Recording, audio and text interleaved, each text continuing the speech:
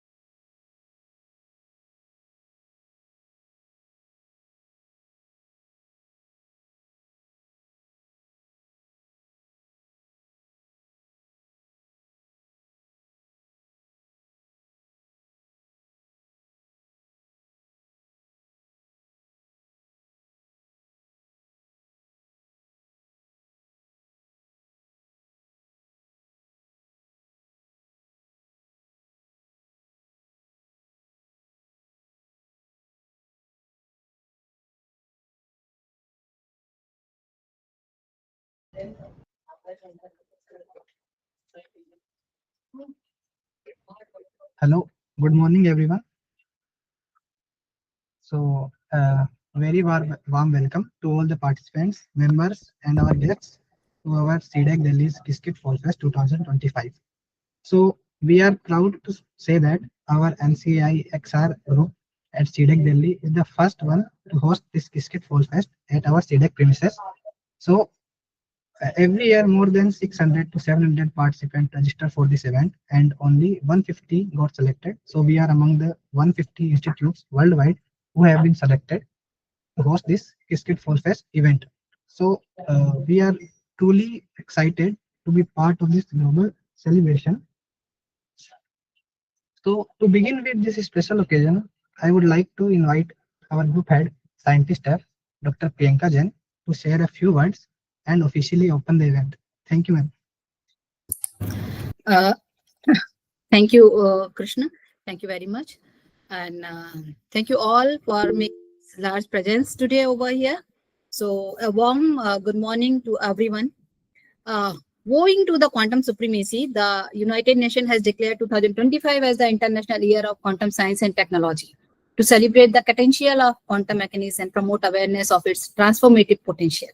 So we welcome you all to Qiskit Fall Fest 2025 at C-DAC Delhi, which is being conducted in collaboration with IBM. So as India advances toward technological leadership through the national mission, events like this reflects our commitment to the nurturing quantum talent and innovations. I congratulate the young researchers for taking this initiative and making it happen, and also wish the participants for an engagement and inspiring 3 days ahead. So looking forward for a greater learning along with the young researchers. Thank you everyone, and hope you are going to have a great takeaway sessions after the 3 days home. Thank you very much. Good day. Thank you very much, ma'am, for your insightful words and motivation. So now we are honored to invite our guest today, guest from MIT, scientist C, Ms. Geeta Singh. So who has been instrumental in driving India's quantum and AI initiatives forward. So may I now request ma'am, Geeta ma'am, to kindly share a few words with us. Please, ma'am.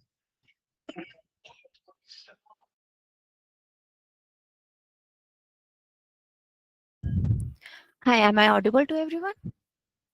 Yes, yes. Yes. Yeah. So, ladies and gentlemen, a very good morning to all of you, and welcome to Qiskit Fall Fest 2025, virtually hosted by C-DAC Delhi. And I am deeply honored to join you today and extend my gratitude to the organizers for extending their invitations. Qiskit Fall Fest is a global series of quantum computing events created and planned by university students and volunteer hosts with the support of IBM Quantum. C-DAC Delhi is one of over 150 institutes worldwide, as mentioned by Krishna Sharma, that participating in this year's Qiskit Fall Fest, IBM Global Celebration of Quantum Technology, that brings together thousands of quantum learners and practitioners from across the world. Last year, over 9,000 participants joined this inspiring initiative.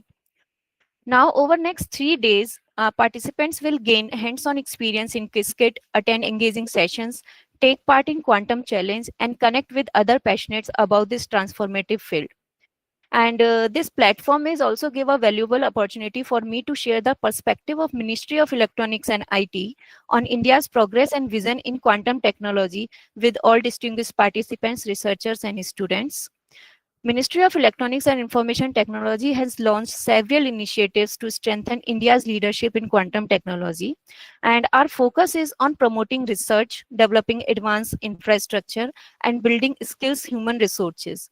The objective is to make India a global hub for quantum innovation. METI has launched several initiatives to advance quantum technology in India, including the development and launch of QSIM, Quantum Computing Toolkit for skilling development and hands-on training in quantum technology. Other than this, the establishment of Center of Excellence in Quantum Technology to build fundamental infrastructure and a skilled workforce in quantum technology. METI deployed Macan, a R&D testbed for quantum communication and QKD, and also initiated a drone-based quantum communication project that enables last-mile connectivity and strengthens the security of critical infrastructures. Additionally, METI initiated a project to secure public key infrastructure for post-quantum era, complemented by FinTech, which focuses on securing financial transactions using QKD. A 50 to 100 quantum qubit quantum computing reference facility is also being established to provide industries with access to real quantum system and support the development of quantum software and research. Other than this, as the this event is comes under the quantum machine learning project. So quantum machine learning project has initiated to address challenges in healthcare, geology, cybersecurity, and other sectors to leverage quantum advantage in solving complex real-world problems through quantum machine learning. METI is also working through R&D centers in quantum photonics, material technologies, and promoting affordable ambient technologies based on photonic quantum supply chain product in collaboration with industry aligned with national quantum mission targets. Through all these efforts, METI aims to establish a strong ecosystem for quantum research, innovation, and manufacturing, positioning India as a global leader in quantum technology. Now, at the end, I would like to thank organizers once again for this opportunity and extend my best wishes to C-DAC Delhi, IBM Quantum, and all the participants of Qiskit Fall Fest 2025. Wish you all the great success in your quantum journey. Thank you so much. Thank you very much, Geeta ji. Thank you so much, ma'am, for your valuable insights and METI's vision to make India as a global leader in quantum field. So I will start with now the session. So as we know that this is the 3 day series. So on the day one, I'll explain what is the agenda of day one. Yeah. So there will be 2 sessions today. So session 1 is introduction to quantum computing. So as we know, most of the people are here very new to quantum computing. So to gain experience with the terminologies, all the gates and the quantum fundamentals, the first session will be focusing on the fundamentals of quantum computing. So Mr. Qiskit Fall, project engineer at C-DAC Delhi, will be taking that session. Okay. After getting used to these terminologies and the basic concept, we will dive into a little more advanced topic that is now in trending, and machine learning is a very big part of today's ecosystem. So how can we connect quantum and machine learning together to make a quantum machine learning, and what are the use cases of quantum machine learning? A slightly advanced topic that will be covered by Mr. Thirumalai M. That is a knowledge associate at C-DAC Delhi. So uh, without any further delay, I request to Mr. Karthikeya to start with the session 1. Thank you.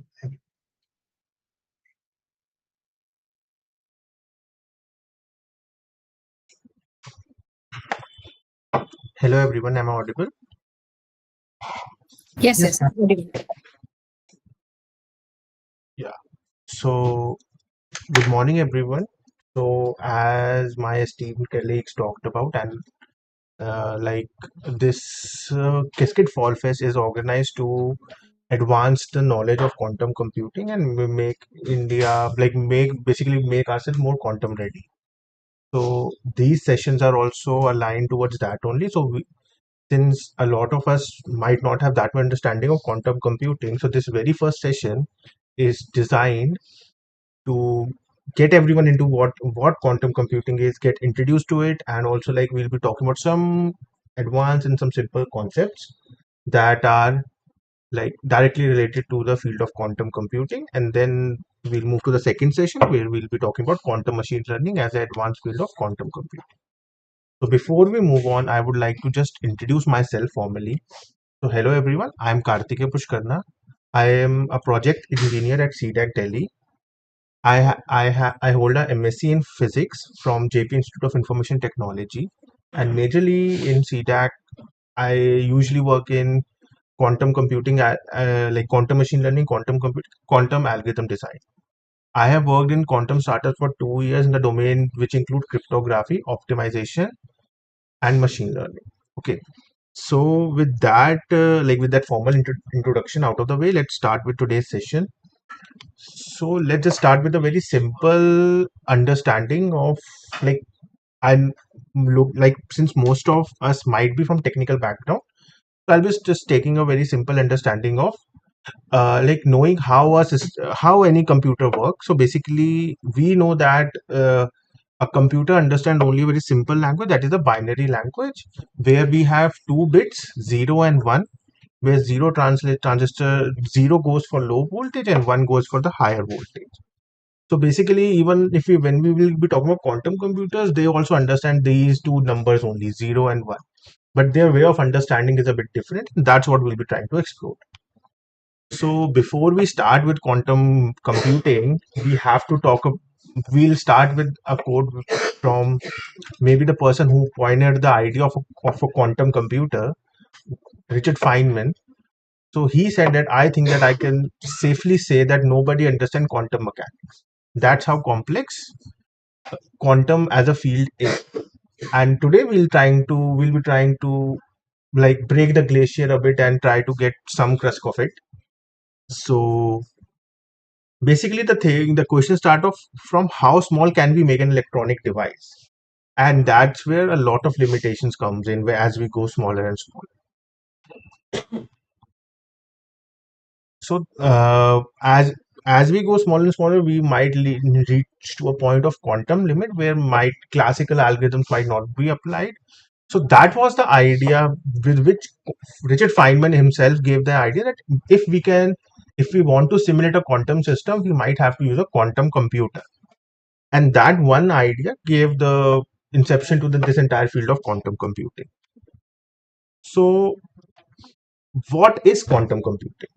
So if I say like if there's a formal if I have to say a formal definition, then quantum computing leverages the principle of quantum mechanics to process information in a fundamental new way. So basically, quantum mechanics as a field is what inspired quantum computing. So basically, using certain specific features such as superposition, entanglement, interference, we try to do computational tasks which we usually try to do using classical computers using a quantum computer. The biggest difference is the as we talked about like this 0 1 bits. So quantum computer also understand these bits only, these numbers only, but the biggest thing is how it interprets that. So the contrast is that instead of using binary bits, quantum computer use something that we call a quantum bit or a qubit. What this is, we'll be discussing like it's the important part of the conversation. So basically, like if we look at it, quantum computing is not an end all be all field. Like you can't do everything in quantum computing. Basically, quantum computing is meant to complete what classical computing might not be able to do. So it's not like if a quantum computing comes up faster, the classical computing becomes obsolete. These computers that we are looking at remains, and they are very important. The only purpose is for quantum computing to fill the circle. So basically, to build a computing device of future, we need to know that we need to apply classical computing as well as quantum computing algorithms. Then only that device would be called like a computing device of future. So a question arises that if classical computing is so good, why we actually need quantum computing, right? Like there might be some reason. So basically, what happens? We have seen classical computers to perform exceptionally well when we talk for many tasks that we try to do. Like it can do large data interpretation, data analysis, can perform predictions, and a lot of things. Like we do a lot of things from advanced prediction to simple addition. Anything a classical computer can do. But what happens now? There are certain problems where classical computer starts to not fail to solve it, but it becomes very slow in solving them. The reason being the complexity of these problems are very high. Like one of the common example that everyone cites when we talk the discussion of quantum computer is factoring very large numbers. Okay, so large numbers, when we talk about factorizing them, so like if I also say anyone here to factorize, like give me prime factors for let's say 15, you can do that very fast. But if I say give you like a 8-digit number, you will also take some time.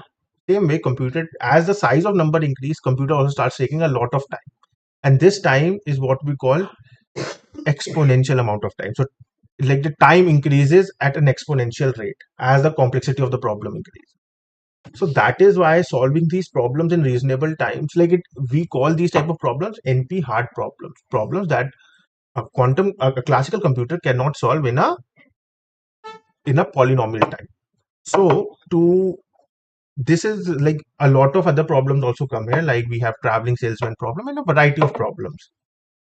So basically, due to these limitations, we needed to find a alternative approach where we can like using which we can solve these problems.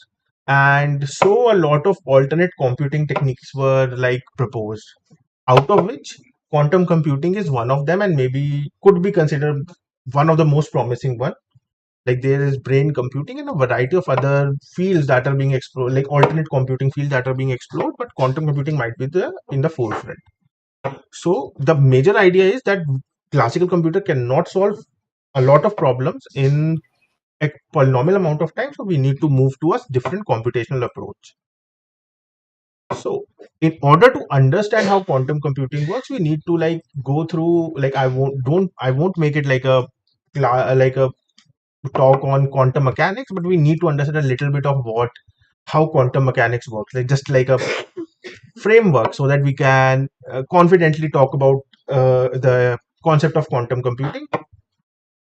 So let's just start with a very simple thing that is called Hilbert space. Okay, so basically any type of system in physics, or like in physical world, is can be represented with in a vector space.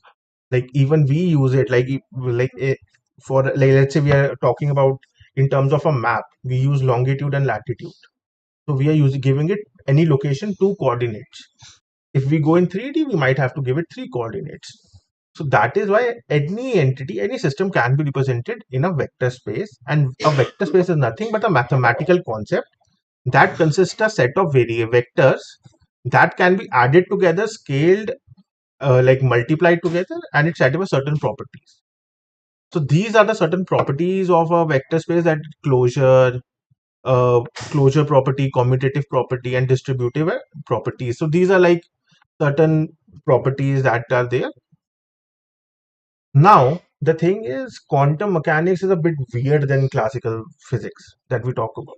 So there now, these simple 3D vector space sometimes won't work, because it is like it can do a lot of things that 3D vector space cannot understand.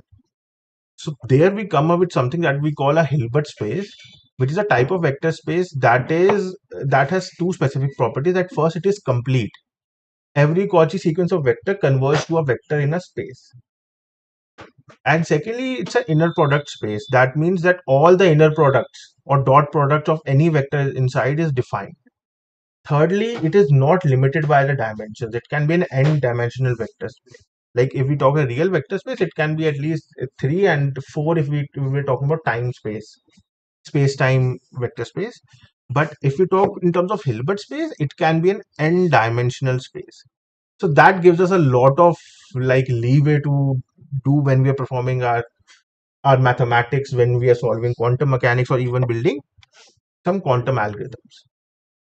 So to like if there is a quantum system, then like how in classically, if there is a person that is moving, like let's say we consider a car as an example. If there is a car, we consider that as a system. So if there is a car, it is moving, then it will have some speed, some momentum, some energy, and a variety of different things, like how much fuel it has some weight, some mass, it has a variety of different properties. So those properties come together to define what we call a system. In quantum, these properties are not that discretely defined. Okay, everything is probabilistic in nature. That means everything is dependent on probabilities. So to define a quantum system, we need to define a new entity known as quantum states. So a quantum state is a mathematical description of the state of a quantum system, like what are its various properties. It encodes a different type of properties, such as like its energy, its mass, uh, momentum, velocity. It can have a lot of properties, but it is always in probabilistic in nature. So what do I mean probabilistic in nature? It means if we have a quantum state defined somewhere in, like, let's say if we have a quantum state defined, this will come to in a bit. So if we have a quantum state defined, then measuring it, like it can contain, like let's say there are like a body can have 3 different velocity values, let's say speed values, let's say 1, v2, and v3. So what this quantum state will encapsulate now, it will say that, okay, these are the 3 values. It won't give you like what exactly, which of these values are. It is saying that these are 3 possible values, and it will tell you what is the probability of having each of these values. What is the probability of the quantum state of having each of these values? Like, if will it be v1, will it be v2, will it be v3? So it will tell you the probability. Let's say p1 is the probability for this, so it will tell you, okay, p1 is the probability for this, p2 is the probability of this, and p3 is the probability of this. So any quantum state which we usually represent by a Greek letter known as psi. This is how it is written. I'm okay. So any quantum state contains the probability values of like what is the probability of the system to have difference to be in different states. And these probabilities are like this is a very important equation in quantum mechanics, and this gives us the probability distribution. So to find out this p1 value, we have to use this equation. So basically these quantum states that are represented by psi are complex in nature. So basically what this equation actually says is we are multiplying the complex conjugate of psi with itself and then integrating over a small space. So that is what that is made. This is like the one of the most important equation that we need to know for today. So now writing these things this way and visualizing these quantum states become very complex as the number of states in a system increases. So to simplify these things, we have come up with different type of representation of these quantum states. We are going to talk about three different type of one. One is known as the ket notation or bracket notation, or also called as Dirac notations. So these notations are like one of the most widely used notation when we are trying to do any mathematics, and are like one of the most common way we write quantum mathematics anyway. The second is what we call density matrix notation. So basically what happens is these quantum states are also not pure every time. So like they can be a mix of different states. So to represent that, maybe our normal representations cannot explain that. So we sometimes try to use density matrix to explain these mixed states. And finally, to visualize them better, we have also generated an hypothetical visualization representation that we call block sphere.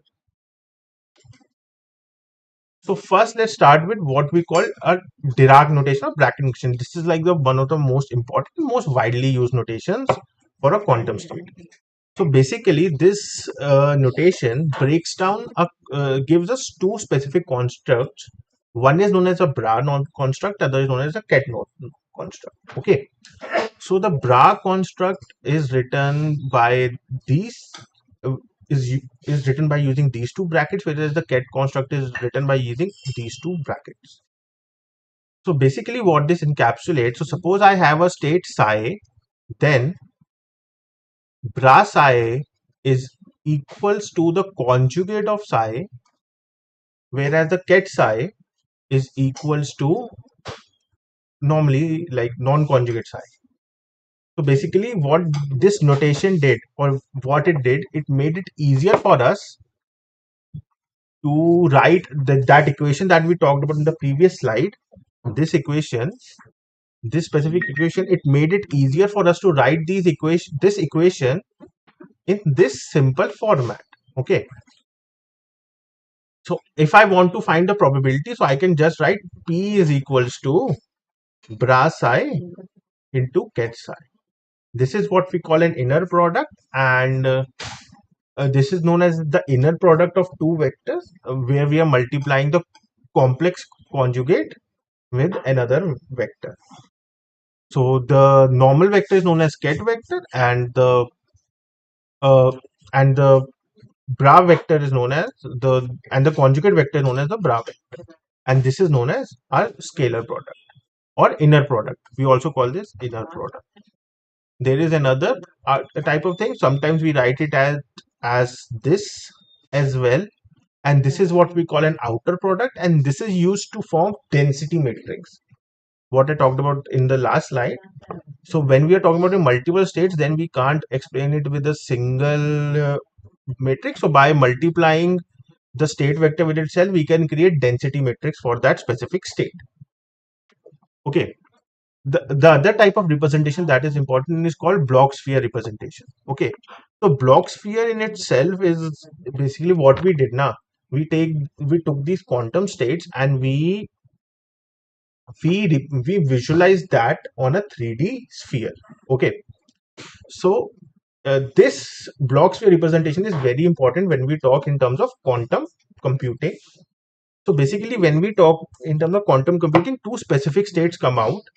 One is called zero state and the other is known as one state. This is again with same thing to do with how we talk in terms of binary, na? That there is two numbers, 0 and 1. Then in quantum states, we have two states. One is ket 0, the other is ket 1.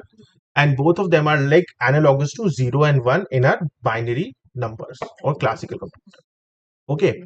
So what we did, we built a sphere around these two states where these two states were on the pole of it. Okay. They were on the pole of that sphere, and all the variations that can happen of that specific state became the locus of that sphere. So basically, we got a 3D representation. Actually, it's not a 3D space because both of them are 2D space, but by considering three different dimensions, which are one is our x, which encapsulates 0 and 1. The other is y, which encapsulates the vector space, the product space, and the third is the other is x and z, and the y is our imaginary space. That means that third space with which we are getting the 3D effect, we are getting it because of this y basis, which is the imaginary space. So as we know, like any 3D system is represented by three bases. X basis is our product space, y basis is our imaginary space, and z basis define our actual uh, two states, 0 and 1. Ket 0 and ket 1. So we both of them are at pole. Most of x bases lie on the equator of that sphere, and y bases are here and there. Okay. So these four states become very important when we talk in terms of like cryptography, quantum cryptography, and other things. So these four states become very important. So these are like some other representation just to show you how things happen. So basically, like what can happen, like if we have this zero state, we can apply certain operations on these. Like here it is shown this Rx operation. We'll be talking about these as well. These type of operations rotate the state in the block sphere. So the advantage that comes with block sphere is that that it is used in quantum computing so much is we are very easily able to visualize the outcome that will like the what will be the resulting state after we have applied certain operation. And this visualization gives us the power to maybe predict the outcome. And it is very important to predict the outcome in one way or another. That will be understanding in the end. So now let's begin with the crux of quantum computing. So this was all just to get you familiarized with certain concept. Now we will begin with the crux of what quantum computing entails. So the first thing that we have already been talking around a lot is bits and qubits. Okay. So we know classically, we have already talked about that classically we use bits, and the only difference between like quantum and classical understanding is that quantum system does not understand these classical bits. They are talking in terms of what we call a qubit or a quantum bit. So the inherent difference, if I say like between the both, is very simple. We consider this with an analogy of a coin. Let's say we have a coin that we are tossing. Let's say we have a coin. It has two distinct faces, heads and tails. Let's say one is 0, other is 1. So that is our binary bits. Now we toss the coin. So while it is suspended in the space, at that point that coin is a qubit. So basically a qubit is nothing, but it is just a bipartite quantum state that has the probability of being both 0 and 1. So a qubit is both 0 and 1 at a given time. And as soon as we try to measure it, it will either give us 0 or 1 as a result. But the major property of a qubit is that it is both 0 and 1. So it is a linear combination of both 0 and 1 state. So how a qubit is realized actually is very simple. We take a two-partite state, a state which can only have two outcomes. Like let's say we have an atom. So an atom has a property of what we call spin. Or let's say we take an electron, which is much more simpler, smaller entity. It has a property of known as electronic spin. Now, either it will be, this property has that it can have only two values. That is, either it will be a spin up electron or spin down electron. That is plus 1 by 2 or minus 1 by 2. So this electron that is spinning in a space becomes a qubit. Why? Because it has only two outcomes.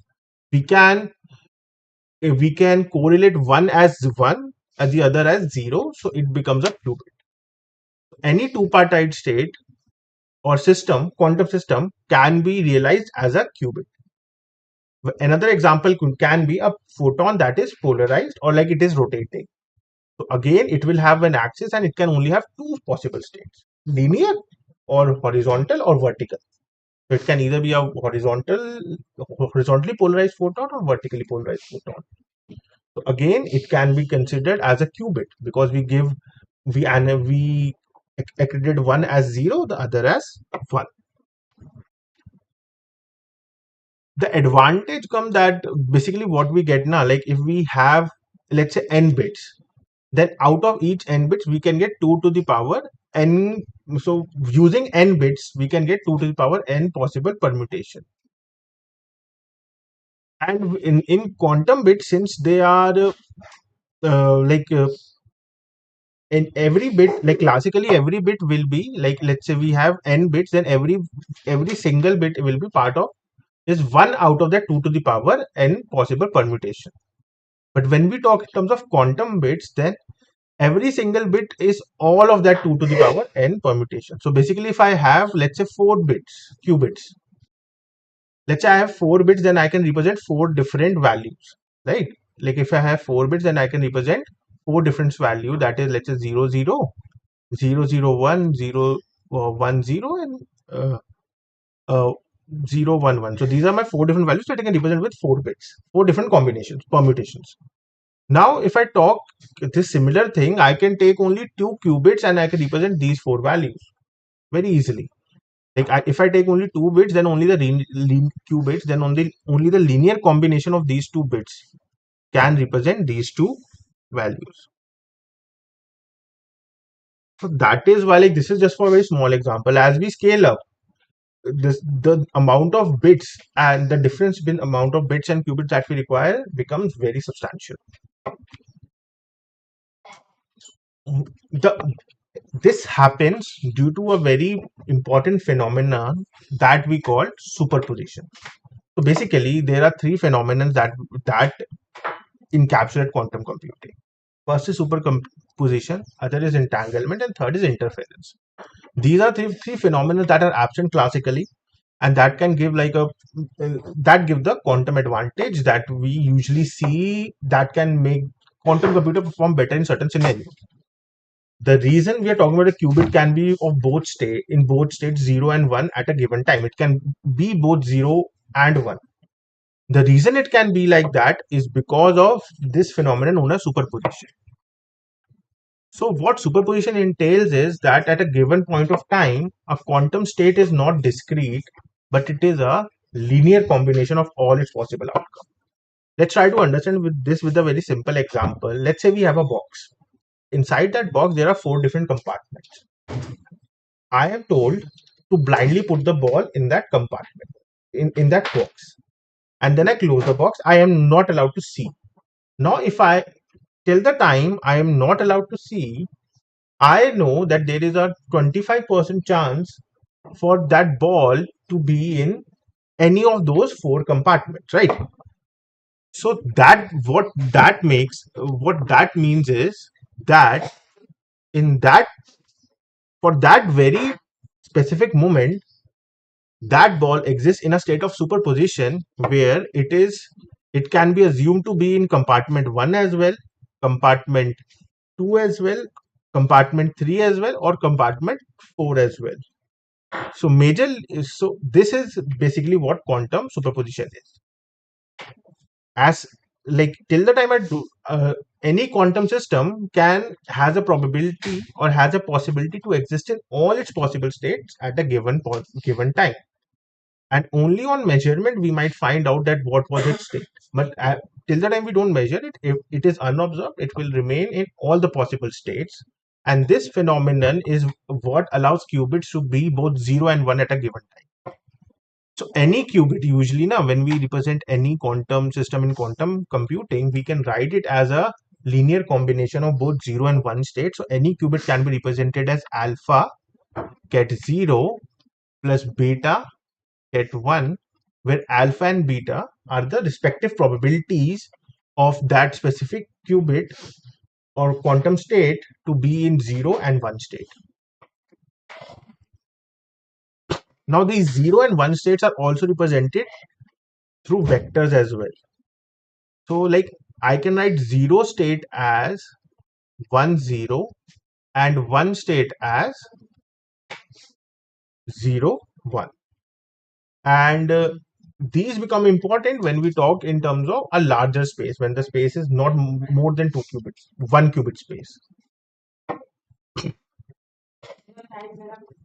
Now let's talk about the second phenomenon, that is, this is like one of the most, I would say, weird one for like a person who has never understood, like have never been introduced to quantum mechanics, and this is known as entanglement. And basically what it entails now, that if there is, this is a phenomenon that occurs only in quantum systems, where two particles can get entangled in such a way that by knowing the properties of one particle, we can instantaneously know the properties of second particle.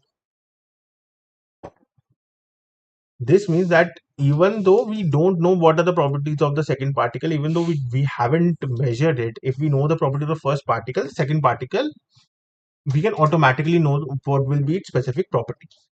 And this phenomenon exists or persists even if the distance is in light years. That means, like, if one particle is on Earth, the other particle is on some other solar system itself, then also this entanglement phenomenon exists.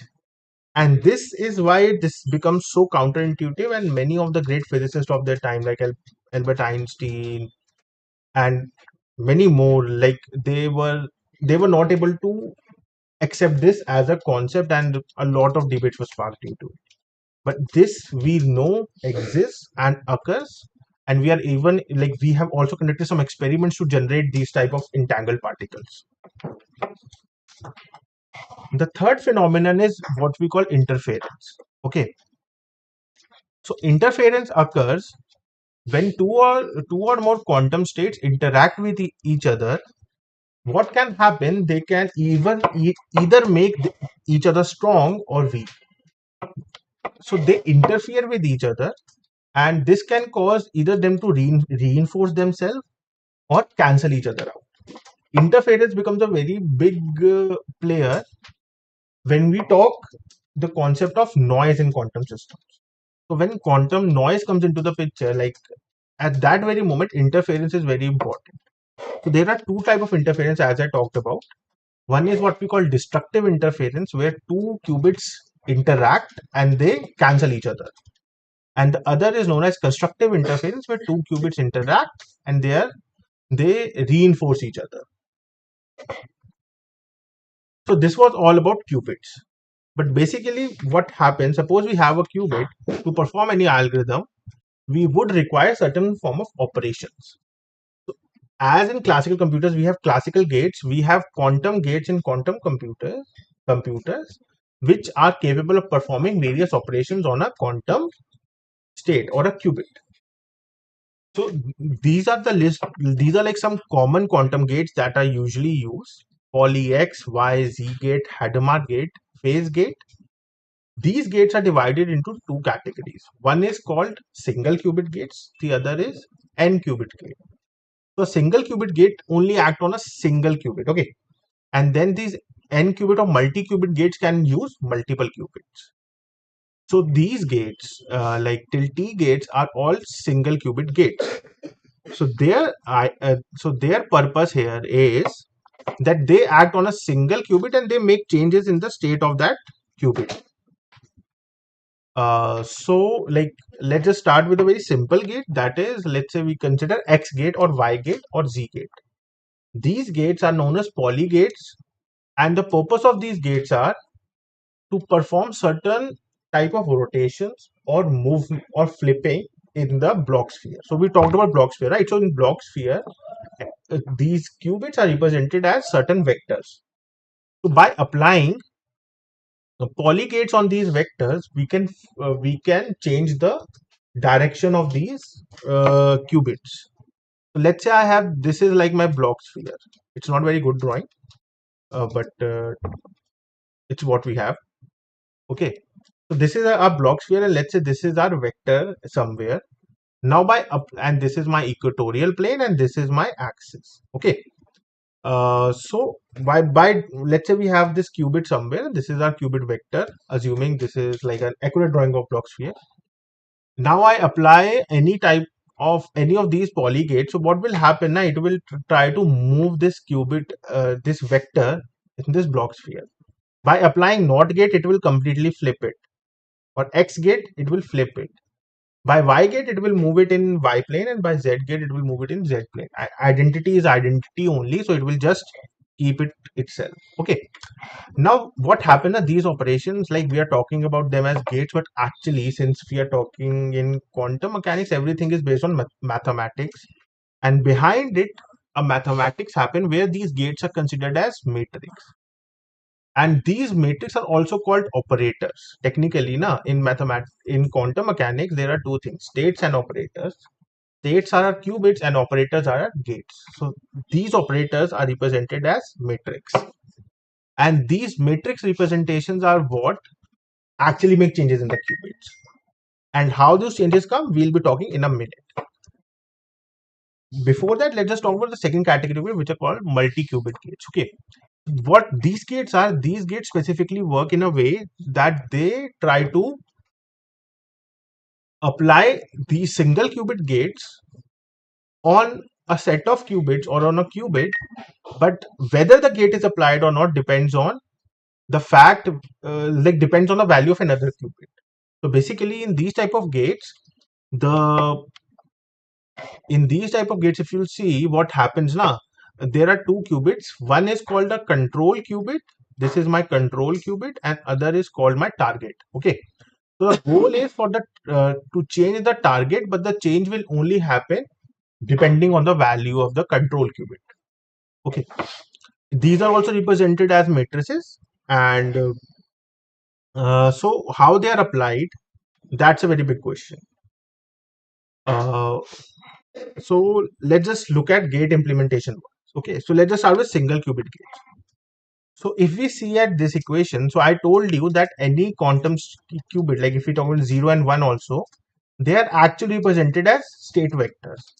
And these are the how these vectors look. Ket 0 looks like this, and as I told you, ket 1 is equals to 0, 1. So when we apply any gate to it, so basically what we are doing now, we are doing a simple matrix multiplication. So let's say X gate is applied. So if you look at the equation of X gate, like matrix of X gate, like this 0, 1, 1, 0. Suppose we apply this X gate here, then what happens? A direct matrix multiplication takes place. And once we solve it, we'll be getting 0, 1. That is our ket 1 state. Another important gate, single qubit gate, is known as Hadamard gate. Okay. So what this Hadamard gate does, like if we look at it here, this Hadamard gate aims to this Hadamard gate aims to create superposition. Okay, so we are talking about superposition again and again, but what Hadamard gate is doing, it is in creating the superposition. So before superposition, what happens? Like let's say we have 0 or 1 state, so they're independent state. Now once I apply a Hadamard gate to it, basically it will give me a superposition state of 1 by root 2 ket 0 plus ket 1. So it is one of the most common way to create superposition. And these type of gates are basically used like almost any algorithm that you start building, usually a set of Hadamard gate are applied in order to create the superposition to enhance the quantum advantage. Now we come to multi-qubit gates. So for multi-qubit gates now, the implementation is a bit complex, because if you will see the matrices of multi-qubit gates are not 2 by 2 matrices as we saw for single qubit gates. They are usually 4 by 4 matrices. Like if we look at the matrix for C0 gate, the matrices look something like this. So this matrix is a 4 by 4 matrix. So a 2 by 2, so it cannot apply on a single qubit. So let's say if I have this CX gate, so its matrix is this 1 0 0 0 0 1 0 0 0 0 0 1 and 0 0 1 0. Okay, so this is a unitary matrix that is called that is for C0 gate. Now it cannot apply on a single qubit because matrix multiplication won't be defined in the same way how we did for single qubit gate.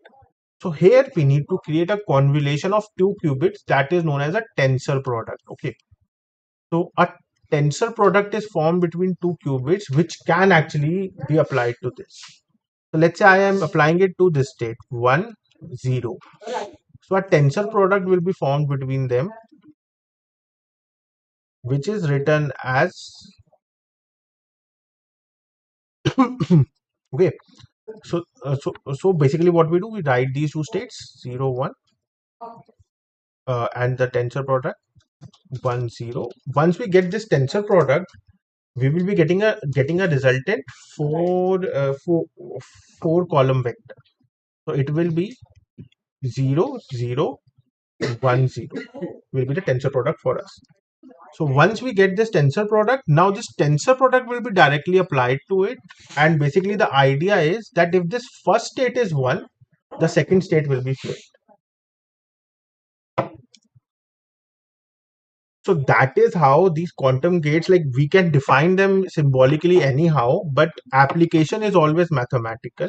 And when we go for hardware, they are denoted by certain hardware devices. I just give one example, not extending it more than that. Let's talk about Hadamard gate itself. So Hadamard gate aims to create superposition. So one way to implement Hadamard gate physically is to, like, let's say we have a photonic system where like we have a laser that is coming, or a laser that is coming that has a single photon. So to realize Hadamard gate, what we can do, we can add a beam splitter. This beam splitter will divide it into two specific directions, and at that specific moment it will create a superposition. So that is just one example of how we can apply, like physically apply Hadamard gates. Okay, so now using all these knowledge that we have, like these water qubits, then these phenomenons, we can create quantum algorithms, and these algorithms are aimed to perform certain operations where classical algorithms might fail. Two specific algorithms that are very popular and like are the backbone of quantum computing. One is Shor's algorithm, which is aimed to solving, like trying to find prime factors of the very large numbers. Like it can very efficiently solve the period finding problem using quantum Fourier transform, which like classical computers struggle at.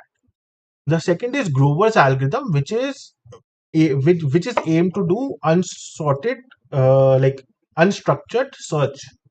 So basically, like let's just try to understand this with a very small example. Let's say I have a telephone directory. Now a telephone directory, like at the time when it was used, nowadays it's obsolete, like not many people use it, but when it was used, the names were in alphabetic order. If I need to find a person's number and I have his name, I can do it very quickly. I can just go through alphabetically and find the name of the person, and then I can find what the telephone number is next to it. But let's say I'd have his phone number, I don't have the name of the person, and now I need to find the name of the person in the directory. Now, if I try to do it classically, it will take a lot of time because I'll have to, like, it will take a variable amount of time, right? I might find it very quickly because like the person's name might start with A only. So I might find it very quickly, like let's say in 5 minutes, in very first 10 searches, I can find it. But it might take a lot of time if his name is somewhere in middle of the alphabetic order. So that is why these algorithms are not that reliable. The classical algorithms, they try to go through each entry one by one. So this unstructured search algorithms are not reliable. So that is where Grover's algorithm comes, and its aim is to reduce the problem, like to make it much faster. Like basically, if we talk in terms of time, the complexity is reduced from O root n, where O is an operator that defines the time, to O n to O root n times of the so O root n times is how much we have reduced the time complexity to Grover's algorithm. So what Grover's algorithm does now, it just applies two unitary operators. As we talked now about quantum gates, so we can create our own gates. So these are the two specific type of operators, or we can also say as combination of gates, or we can consider them as gates only. It applies two different type of gates. One is what we call oracle, the other is diffuser. The purpose of oracle is to find the target state and flip it. So basically what it does, it search for it takes one at a time, it takes all of them, and it wherever the target state is present, it will flip it. So it takes the entire as a qubit and it will flip it. The second is diffuser, whose job is to amplify those target states. So now what will happen once let's say some iteration of Grover's algorithm is done, our target states will be standing out of the bunch instead of all of them being on a same plane. Like if earlier they were like here, now what will happen after some iteration, our target states will be like some standing out. So then it becomes very easy to find them. If we are only using a single, like for a single target state, then this is the time complexity that we get. But if we are using like for multiple target states, then like if there are m different multiple target states, then the time complexity, like the algorithm works exponentially faster. So this is basically like one such algorithm, and there are a bunch of other algorithms that are being proposed today, and like they're being worked on, which can harvest the advantage that come from quantum superposition. Here, like we have defined the entire data set as a superposition state, and then we have applied two operators on it to naturally make the target state stand out. So that's like a very simple, like the mathematics are a bit complex, but this is a very simple explanation of what Grover's algorithm is. So the final concept that we are going to talk about in this basic idea is quantum measurement.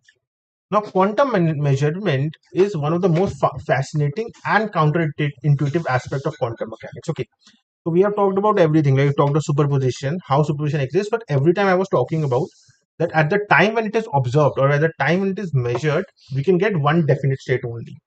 Qubit can exist in any state, like it can exist in two possible states at 0 and 1.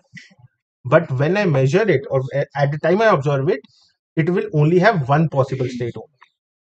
So this is what we call quantum measurement. So it is one of the the reason it is most fascinating is because any natural quantum system, be in any number of superposition, when it is observed, we will only get one possible result. So all the other superposition is destroyed. The superposition is collapsed. This is called collapse on measurement or projection postulate. So as soon as we measure it, the entire quantum system, technically what happens as soon as we measure it, the entire quantum system collapses and we are looking at a classical interface. So just at the threshold of measurement, we are flipping from a quantum mechanic based system to a classical system because there is only one discrete outcome. Why it is problematic? See, quantum mechanic equation like Schrodinger equation and all that describe wave function evolves smoothly over time. Superposition stays superposed, probabilities shift predictably, and everything is happening very smoothly. But as soon as we are introducing measurement into the equation, a non-smooth probabilistic jump comes because suddenly these probabilities existed, and as soon as measurement came, everything collapsed and we got only one single result. So that is why quantum measurement is considered like to till this day, why collapse happens, what is the reason, no one fully agrees, and this is why it is one of the most famous problem in quantum mechanics.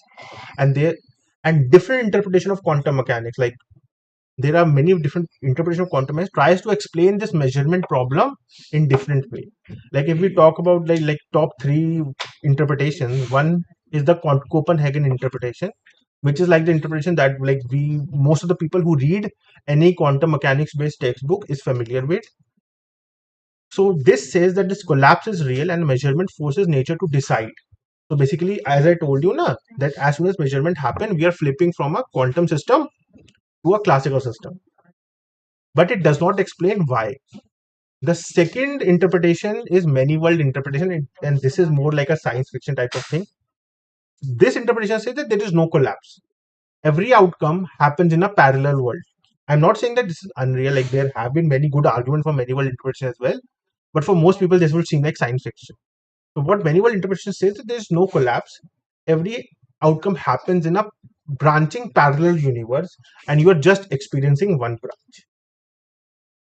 And the third interpretation, which could be considered like one of the realistic one, is what we call decoherence, which says superposition don't truly collapse but becomes effectively classical due to entanglement with environment, or what we call interference from the environment. Okay, one of the best example of this quantum measurement happens when we look at Young's this double slit experiment. Like, we might be familiar, we have studied it in our during our schooling. So this experiment actually explains this interference pattern very easily. Like, if let's say I have a single photon and I incident it on a double slit, till the time I am not observing that photon, I am getting that interference pattern. But as soon as I look at that photon or I observe that photon, the interference pattern disappears and I'm only getting a single particle as a result.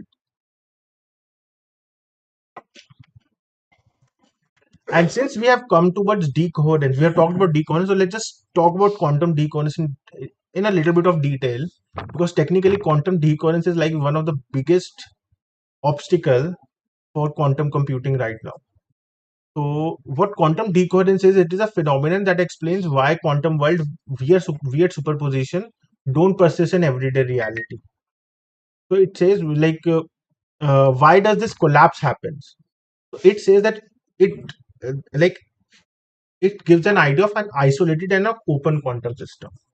It says that in ideal quantum mechanics, an ideal isolated system evolves unitarily by Schrodinger equation, preserving superposition indefinitely. So if the system is isolated, it will the collapse won't happen. It can persist indefinitely. But in real systems are open, so they are not completely isolated. And as soon as interaction with the environment happen, it tends to change the system a bit. These interactions are tiny but relentless, entangling the system with the environment. Decoherence happens when this entanglement leaks quantum information into the environment, suppressing the interference between the superposition and states. So basically, this means that by decoherence, superposition is in a way destroyed, and that is why quantum decoherence is one of the key reasons behind noise and errors in quantum computing hardware. So basically, like, if you see any place where a research on quantum hardware is going on, the main reason is the main objective is to reduce decoherence. Okay. So now with all these things in our mind, let's just zoom out and look at how a quantum system will be formulated or how it will work in general. Okay. So let's say there are three different components in a quantum system. One is a control system, the other is an initialization system, and the third is a measurement system. And all these three things operate on what we call qubit. Okay. So the role of this initialization system is to initialize the qubit in a specific state based on our problem. The control system is aimed to control the qubit, like basically apply the gates on the qubit so that our algorithm can be applied. And at the end, we measure the qubit to get the outcome, and that is the job of our measurement system. All these three things are like actually existing devices that we use to first initialize the qubit, then control the qubit and measure the qubit.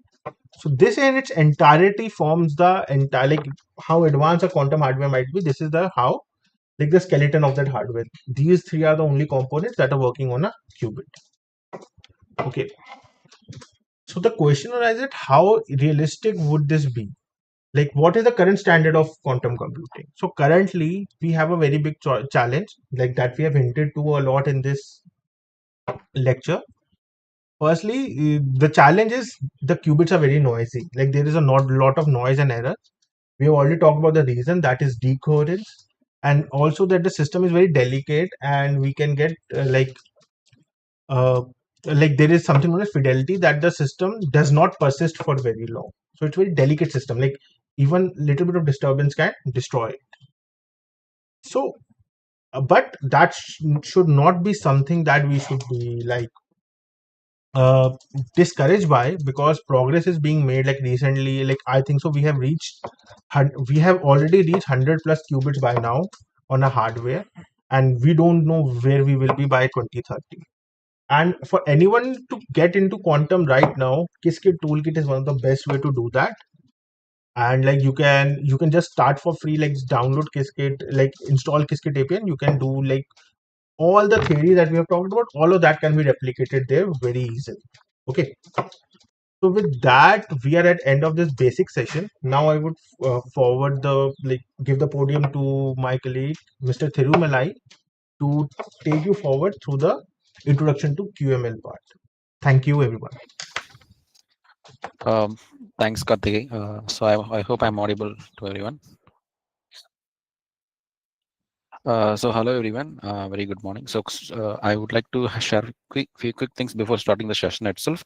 So we will be sharing our attendance form and attendance code towards the end of the session. So it is mandatory to have attendance for getting the participant certificates.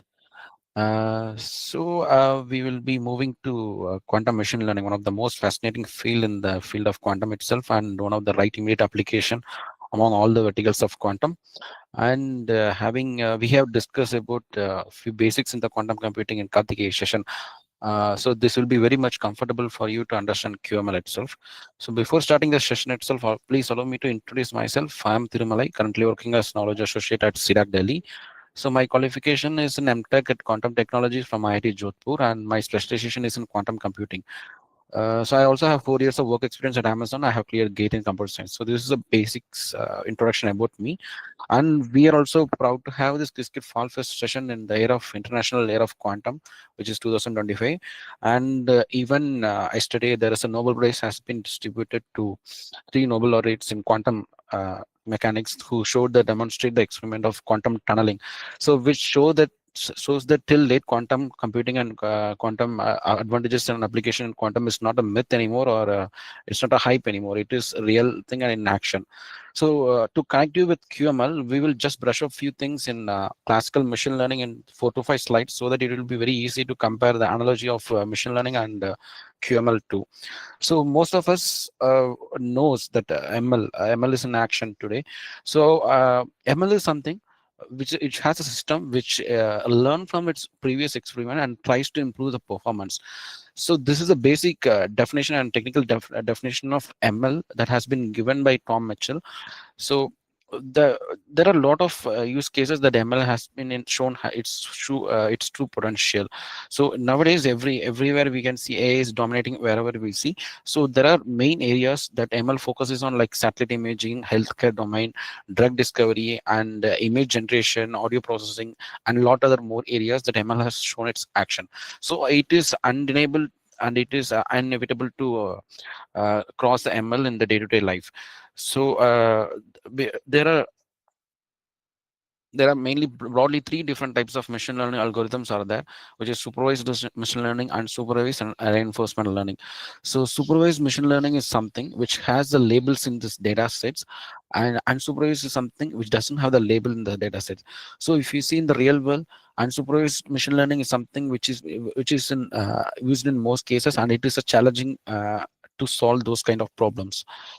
So we have to understand what is perceptron. So perceptron is a basic building block of neural network itself. So this perceptron is basically inspired from human nephron. This one particular perceptron will have an input of X. It has an input of X, and it will have some actions towards that, and it will provide some output Y. Basically, this output will give you what category or what class given data set belongs to.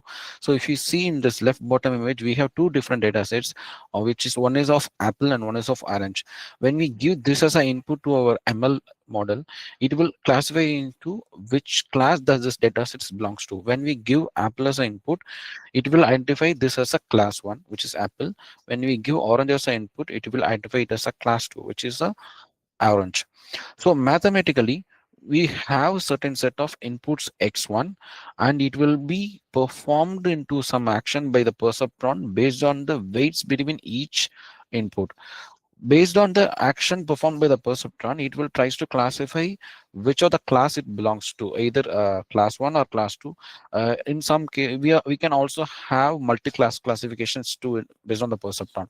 So having understand this perceptron, we will move to multi-layer of perceptron or neural network itself. In this multi-layer of perceptron, we will be having layers of perceptron or a network of perceptron which tries to identify hidden patterns in the data sets itself. So basically, any neural network system has three different layers. One is input layer, and it has lot of hidden layers and one output layers. So this is an overview of neural network itself. And I was keep on saying there was a function happening at the perceptron itself. There are some standard function like sigmoid, tanh, and relu function. These are the activation function or step function that has been performed in each perceptron, and it will help us to identify the patterns of the neural network itself. So this is a basic understanding ML. To connect with you to QML, we'll just say what is qubit itself. So in previous session, we have seen extensively what is qubit, and this is a representation of qubit in the blosphere itself. So if you understand qubit, then upcoming slides will be very much easy for you to get into this. So the next big obvious question is, what is QML and why do we need QML when we have very good advantage of classical machine learning itself? So QML is something, it is a truly multidisciplinary platform. So when we have math and computer science, we have something called as a machine learning. But when we add with quantum computing, we had this truly multidisciplinary concept QML emerges from that. So even when we see a lot of advantages with classical machine learning, there are a lot of disadvantages and drawbacks with classical machine learning when we have large number of features and poor correlation between the data sets. In that cases, quantum machine learning helps us with quantum mechanics principles such that superposition and entanglement. So superposition is something quantum mechanical concept which helps us to do the parallel computing in quantum neural networks, and entanglements tries to correlate between different features, and it will tries to get the hidden patterns very much better when compared to the classical machine learning. So we will see what are the overview of QML, and we'll in coming slides we'll dive deep into each of the section in detail. First, we will have something called as a classical data set. Once we have a classical data set, our objective is to convert that particular classical data state into a quantum state so that we can train our quantum state using quantum neural network. This popularly called as a future map circuit, or this is called as a data encoding part. This part is extensively open-ended research area. Till now, this area is open-ended. You can also come up with your own efficient encoding, quantum encoding system, and and obviously there are some criteria and parameters that has to be considered while developing your quantum encoding circuit. Once we have a quantum state, we have to encode the quantum state into our quantum neural network or quantum ML model itself. This particular section is called as a tunable parametric quantum circuit, or it is popularly known as a ansatz as well.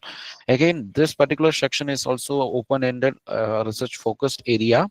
Even today, you can also come up with your own ansatz. You can also develop and optimize your own ansatz.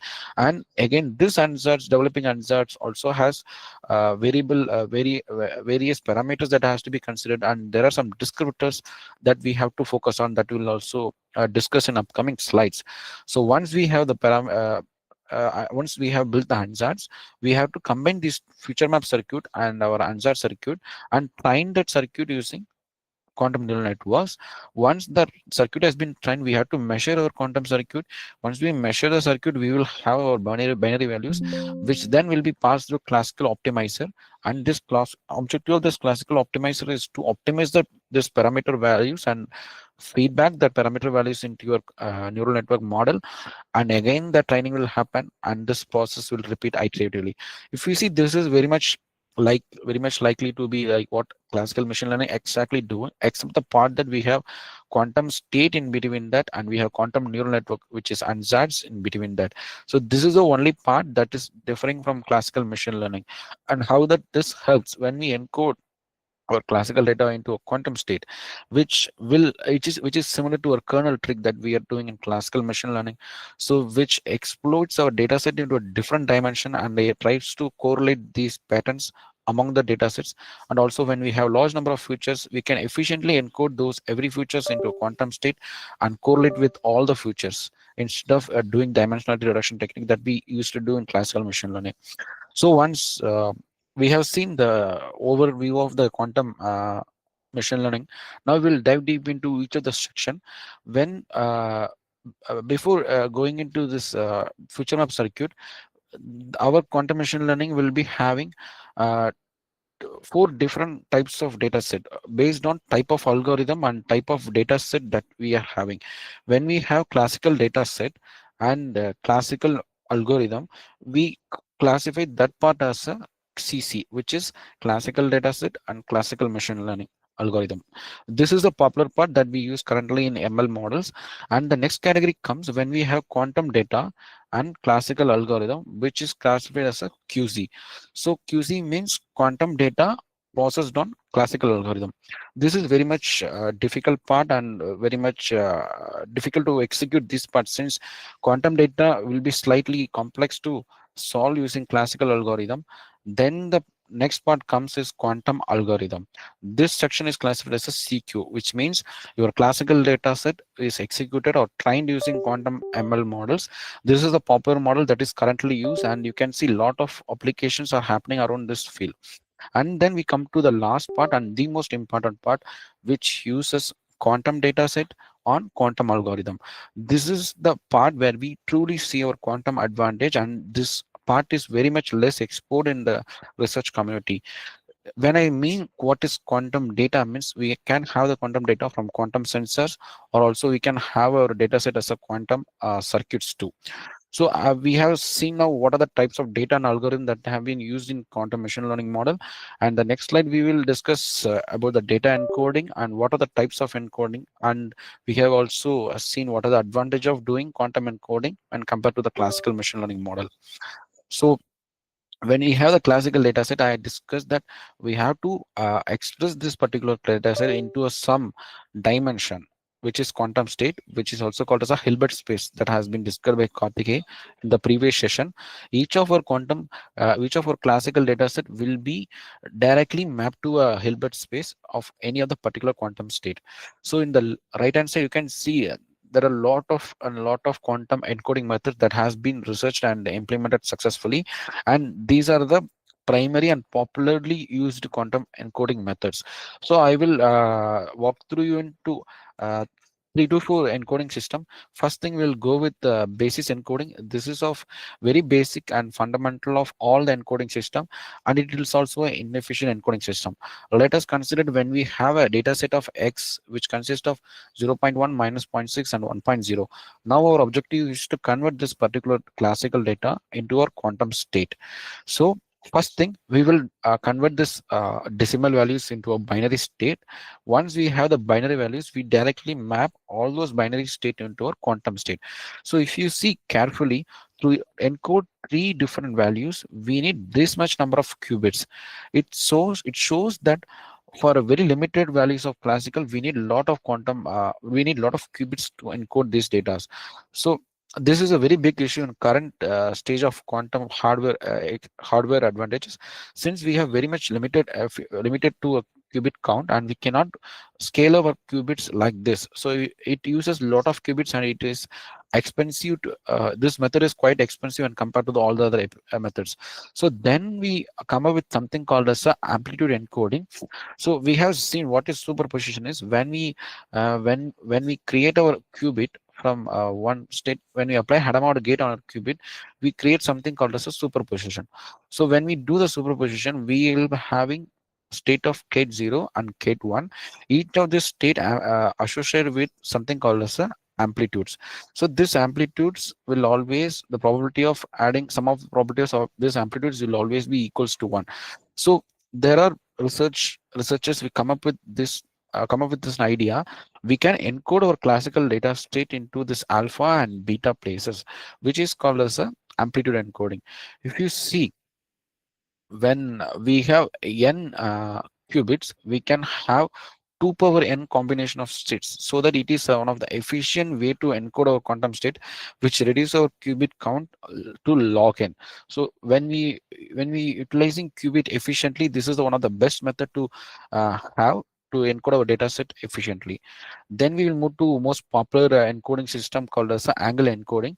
So we have also seen the rotational gates in previous session, which means that rotating your qubit in such an in particular direction x or y or z into the given angle alpha or beta.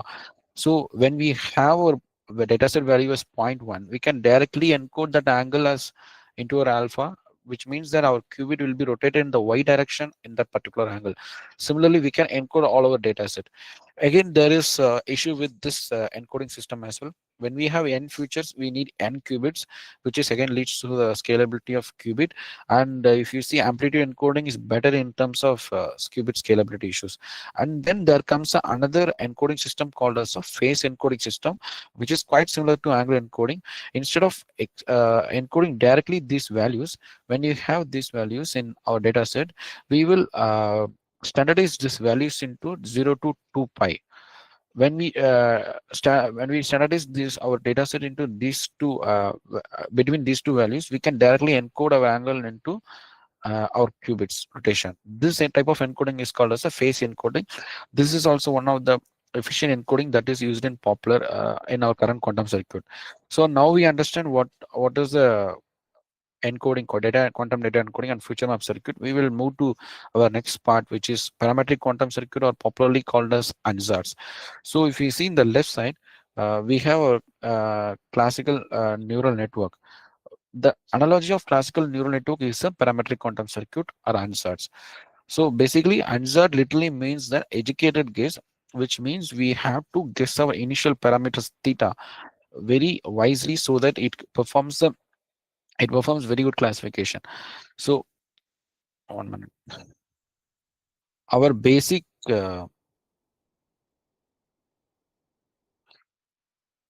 so basically we have an equation which has psi of theta and over our Hamiltonian and psi of theta.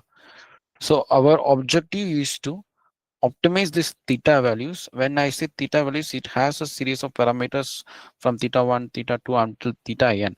So our objective is to optimize this theta values so that it will perform better training on our data set. So when there may be a question arises how to design our ansatz and how to optimize our ansatz.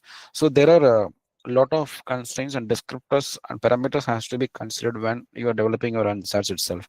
So before discussing about how to develop ansatz, I'll tell you what are the types of ansatz that is broadly classified. There are ansatz which is classified based on the hardware, and ansatz can be designed based on your data sets, and ansatz can be designed based on your operators and measurements as well. So however, in current world, we are majorly going with the second type, which is developing your ansatz based on your data sets, since it is quite difficult to run your QML model on hardware, and also it is quite difficult to and it is very less choice that we have. Choice of observables also is very less, so that we will go with developing your ansatz based on your problem dataset itself. So while you are developing your ansatz, you have to consider, these are the parameters that you have to consider. The first and foremost thing is your hardware constraints. When I say hardware constraints, there are some hardwares which is limited to certain number of qubits and certain number of quantum gates as well. So you have to design your ansatz with the quantum gates that is limited to the particular hardware itself. And then the most important consideration that you have to taken care of for any quantum circuit, not just quantum neural network, which is a circuit depth. When we increase the circuit depth, which leads to increase in fidelity of the circuit itself, it will reduce the fidelity of the circuit, which will leads to more noise and error in your circuit, and which will reduce the performance of the your data set itself. So one has to consider the circuit depth while designing the ansatz itself. And then there are the two important descriptors, which is expressivity of the circuit and entangling capability of your gates. So when I say expressivity, is how well your quantum circuit express and explores your Hilbert space. So that measurement that measures the expressivity of the quantum circuit. So when we have high expressivity of our ansatz, it is understood that you are having better classification and your ansatz is very good to implement. And entangling capability, which directly deals with your correlation of data sets. So your qubits has to be entangled such that it will correlate each among the data sets. So you also have to consider the entangling capability of your quantum circuit. Again, these descriptors itself a different study which is out of the scope of this session itself. If possible, we will share the research articles for these descriptors as well. So the other important thing is warm start of parameters. Since executing quantum neural network is quite costly in your quantum hardware, we can go with something called as a warm start parameters, which is quite common in your classical machine learning methods as well. When I say warm start of our parameters, when we have an optimized parameters with other model or previous model that we have trained, you are very much welcome to start your new quantum neural network with the trained parameters. So this process is called as a warm start parameters. So we have discussed how to encode our data set and how to develop our answers and how to optimize our answers. So once we have initialized these circuits, we can train our circuit using classical optimizers. But the most important thing comes is the measurement of your quantum circuit itself. So there are a lot of options available in observables in quantum algorithms or quantum circuits or quantum mechanics. But in QML, the most common observables are used as a Pauli observables, and Qiskit predominantly uses a Z basis observables, since the eigenvalue of Z basis itself plus and minus one, which is directly deals with the binary values that we get when we measure the quantum circuits as well. So most popular observables are Pauli observables and standard observables are Pauli Z observables. So the classical optimizer, it is which is not scope of this QML itself. Classical optimizer is completely up to us, and it is based on your problem and based on your data set. You are welcome to go with gradient and non-gradient optimizer, which is of your choice, and that is depends on your problem as well. So once we measure the circuit, we have to do a circuit for we have to perform a post processing to map our output to the particular class that we have to map our data set as well. So, and there are other categories, which is noise channels and the error correction techniques that we have to focus on when we have a hardware ready to run our quantum neural network. We are supposed to take care of this noise channels, and there are different noise channels like amplitude damping, generalized amplitude damping, and phase bit flip, and lot other environments will be interacting with your quantum circuit. So we have to take care of these noise channels, and Qiskit provides you very much well developed noise channels. You can append those noise channels along with your quantum circuit, and you can simulate those QNR models and try to observe how much this noise affect your performance of the data set itself. And once we have the if we have the noise channels, we have to correct this noise channels by doing efficient error correction and error mitigation technique. These two fields itself are different verticals of quantum itself. So when we have hardware efficient hardware ready, we have to focus on these two areas as well. So we have understood our quantum neural network itself, like how to encode the data set and how to develop answers, and what are the ways that we can do the post processing and the error correction, and we also touched about slightly into noise channels as well. So then there comes the biggest question: does QML suppress the classical ML algorithm? The answer is big no. So most of us are aware quantum algorithm is not meant to solve every problems. It is meant to solve certain problems which is beyond the limit of classical algorithms to solve. So if you remember in Karthik's slide, we might have seen this NP hard problems. So there are some problems which cannot be solved efficiently or which cannot be solved at all. So such problems can be optimized or approximate to certain levels only. So here is a part QML comes and solve those problems efficiently in terms of time and space as well. So we will be dealing with one of the problem in our day 3 session, which is solving max cut problems, where we see how this combinatorics problems will lead to the two and search space, such that classical algorithm will struggles to optimize this to solve these problems, while quantum algorithms solve these problems very efficiently in terms of space and time. So we also discuss what are the problems that we face with QML. The main and first and foremost problems is how to encode our data set in from classical to quantum efficiently. So that part is open-ended, and we have very much well developed article research papers to benchmark our answers. So, and also we have to take care of the noise channels, and we have to do efficient error correction techniques as well. So this QML has application throughout a lot of the fields. Say for example, healthcare, satellite image classification. In even in our C-DAC, different centers are working with the different application in QML as well. So I can take one of the example that C-DAC Delhi is doing. We are focusing on medical imaging technique like such as MRI, EEG, fMRI, where we will have a data set which has slightly complex features and large number of features, which is hard to correlate in your classical machine learning algorithm. But if we are able to to encode this particular data set into a quantum state, then our quantum neural network is very much efficient to correlate between these two data sets and gives the best performance when compared to classical ML as well. We have also trained some of the data set and we have seen very good efficiency when compared to the QML, when compared to the classical algorithm. So where can you learn this QML? There are wide resources available online. We'll also try to share all the resources related to quantum learning at the end of the session. But this is close to Qiskit Fall Fest.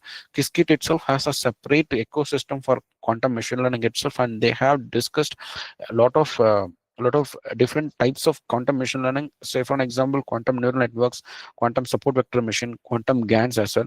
So you are very much welcome, and we appreciate you to explore all the Qiskit learning in that has been shown in Qiskit website as well. So what next in Fall Fest? We need to have attendance. So this is a time for attendance. We will share the attendance link in the chat box. You the only thing you have to, there will be a code that has been asked in your Google form. So you have to enter this particular code QFF25 hyphen QML answers. So only entries with this valid code will be accepted. So I request my colleagues to share the Google form link as well in the chat box. So we'll open this form until 12:45 and we'll stop accepting the Google attempts for the Google form itself. So I would like to share that in the day 2 we will be having Qiskit one-on session and hands-on coding session. This session will be handled by IBM speaker Gansha Malik. She is a quantum ambassador of IBM itself. She will dive into what Qiskit is doing in quantum and what are the opportunities that you can benefit it from Qiskit in terms of quantums, and what are the events that Qiskit is conducting. And she will also walk through a slide. She'll also walk through basic coding in Qiskit, and we will share once day 2 session is ended. We will share some code for you to play around with that as well. So then day 3 we will be having solving this max cut problem using QAO algorithm, and if we have the time we will see something called as a CH violation, CH violation or Bell violation. Most of us may or may not know about this Bell inequality. This is Bell inequality is a something, violating Bell inequality is a something which shows you truly the quantum advantage. So we will try to make you understand what is this Bell violation in purely mathematical way, such that you can get the essence of quantum advantage into that. So thank you everyone for this opportunity and for the session. So now we open up, I will hand over the sessions to Mr. Krishan, and we are open to all the Q&A session related to quantum and Qiskit Fall Fest, and also we are open to any other questions now. Thank you. Over to you, Krishan. Thank you, Thiru. So we are open to Q&A session. So anybody, if I have any doubts, you can ask. And please remember to fill this attendance form. Okay, so attendance is mandatory in all the 3 sessions. Okay, so if you want this participation certificate by IBM and C-DAC, you have to attend all 3 sessions and you have to fill all 3 attendance forms. So please fill that form. We will close this Google form at 12:45. Yes, so if anybody have any questions, they can open your mic or send it in chat box. We'll try to take as many as possible doubts.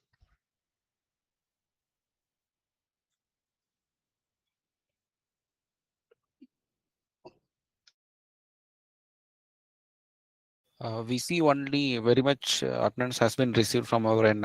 We will request all you to fill the attendance form. So it is mandatory to get your participant certificate. The attendance form link has been shared in the chat box.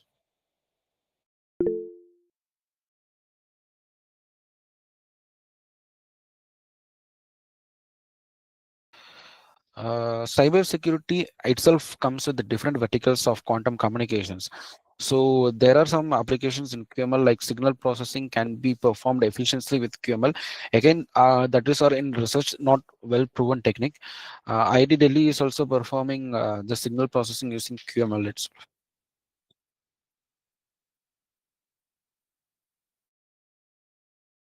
There is also one field called post-quantum cryptography, like our RSA inscription will be not so much efficient when quantum computing will be in action. So these are some different domains of quantum computing itself, the cybersecurity and post-quantum cryptography. You can search it online. There are many research papers.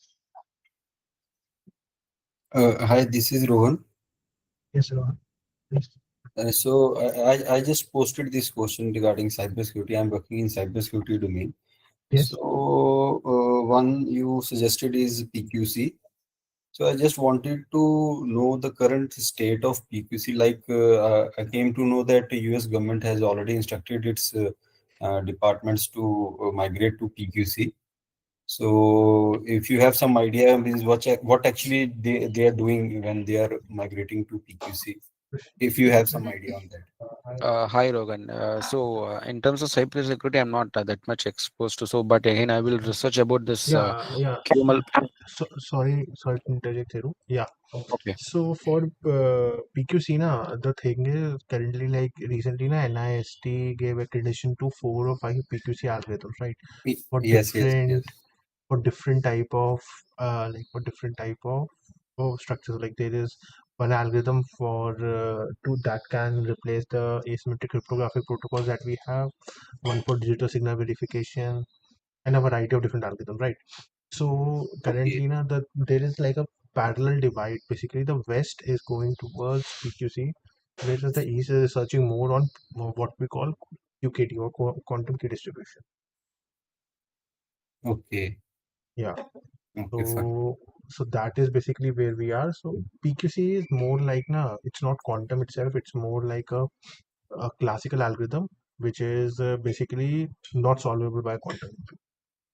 So the Yeah, mathematical yeah. problem that is not solvable by quantum computer, whereas QKD itself is using quantum computers to generate keys. So like Okay, in okay, okay, India, a fine. lot of research is being done on QKD. Like even recently, some like open space communication was conducted. A lot of research is being done on QKD as compared to like where QK. West is going towards PQC. Okay, fine. And thank you so much. So there is another question from chat box. How can we build the optimal circuit using Clifford plus phase gate for n qubits? So Ananda Babu, so when we have n qubits, phase coding might not be the efficient encoding system. For n qubits, amplitude encoding will be the efficient, but phase gates will be efficient when we tries to encode our data set without any loss. So it helps to give the lossless information. And to your another question is also how quantum computers will store qubit internally in memory.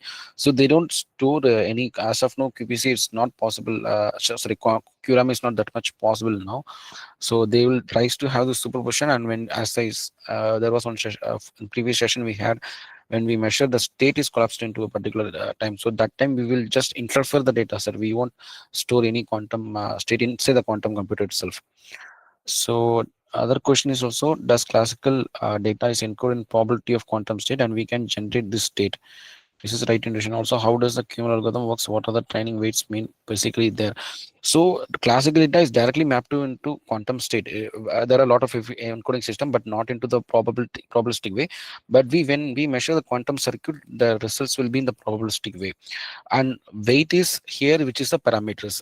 Whatever we call weight in your classical algorithm, here we analogy of the same thing will be your parameters. So that parameters is named as a parametric quantum circuit itself. So when we have RX gate in your ansatz, that particular angle is your parameter or weight that you have to focus on to optimize. So there is another question. Can you share success story of QML where can we perform phenomenally well when compared to classical ML? What I see from instances other one. Yeah. So as it is correct. Like QML is still not shown that much efficient or phenomenal success as classical ML is doing now. But what we are doing in general in quantum algorithm itself, we are trying to build a quantum algorithms so that when we have a fault tolerant computer in future, then we can see this advantage. So if you know, like it is very difficult to run our quantum neural network in quantum hardware itself. So hardware is not developed that much level. So once we have that much level of developed hardware, we can definitely show the supremacy of QML over the classical ML. So as of now, only we are trying to run the QML in simulation where we cannot see the supremacy of over the classical as we see in other classical algorithm. So any practical industry example or case study document which is production and releasing QML and QC. Yeah, so we will try to share any case study that has been. There are a lot of case studies and research articles that has been published by a lot of companies around the globe. So you can reach me personally as well. So I will try to share all the research materials related to our case study related to practical example that industry has shown. Yeah, quantum drug discovery has played a major role in that. So MR application is can be used, so this reduce the time sequences can write. So one you are trying to say is fMRI, I guess. So mostly in MRI and fMRI, we are trying to correlate the features. I mean, correlate between the features, not to reduce the time. Yeah, we are working on time sequence data. That is correct, but we are trying to correlate different features. Yeah, we will share the link for all the materials over the mail. So adding to the MRI part, actually, the thing is to reduce time. There are some type of quantum hardwares we call like squid hardwares that are still in developing phase. They can be used to this reducing time for scans, but the QML part is not about this reducing time. And okay, so if you see the MRI and fMRI data, they are a complex data set, and that is finding correlation between the data set is very difficult even for the classical machine learning. Okay, so what we are trying in this MRI and fMRI, mostly pre-processing things and all those things are classical itself, but the correlation between the features, important features, selection features pattern, these are the things where quantum might have better advantage than the classical ML. And talking about this practical industry examples, so most of the presently quantum chemistry, quantum drug discovery, you see very new materials have they've been discovered. Even you see Mercedes-Benz car companies are also have quantum departments for this material discoveries and all. And if you see finance department, the big banks like JP Morgan Chase, Goldman Sachs, they also have quantum department for the quantum optimization thing. Okay, so quantum optimization is also a different area where we have some problem and we have some quantum system and we go through this take this quantum system to the lowest energy level. Okay, this is quantum optimization. The vehicle routing problem, they all are trying to solve in real world. You can there are some systems called D-wave systems. You can use them for quantum optimization, and real industries like banks and vehicle industry, Airbus, they are literally using these in their companies itself right now. In future, it will be better, but there are still many practical applications like this of quantum. Thanks, Krishan. Thanks for addressing the question. So, if we don't have any questions, we will end the session. So, please do not forget to mark your attendance, and we will share all the materials over the mail. So, I appreciate everyone to join tomorrow's session. It will be very much useful since it is taken by IBM speaker, and there will be a Qiskit code walkthrough as well. So, thanks everyone for the participation.